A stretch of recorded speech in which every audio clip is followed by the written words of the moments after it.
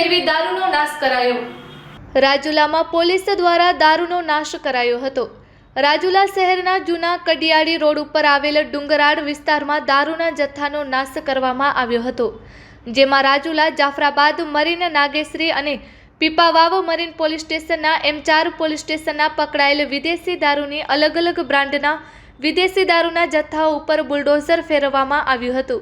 4 police સ્ટેશનના કુલ 737 દારૂની બોટલો એકઠી કરી બુલડોઝર ફેરવી દીધું હતું।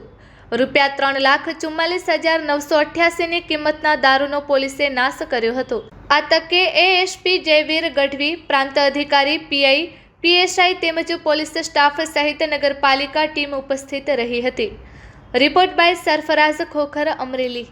આજરોજ સાવરકુંડલા ડિવિઝનના રાજુલા, જાફરાબાદ મરીન, નાગેશ્રી અને પીપાવાવ મરીનના કુલ 6 ગુનાના જે દારૂનો જે ઇંગ્લિશ IMFL છે એનો નિકાલનો કાર્યક્રમ રાખવામાં આવ્યો હતો, જે અંતર્ગત ટોટલ નંબર ઓફ બોટલ 737, જેની કુલ કિંમત 3,44,988 છે, જેનો નિકાલ કરવામાં આવેલો છે અને જે પણ IMFL હતું એને નષ્ટ કરવામાં આવેલું છે।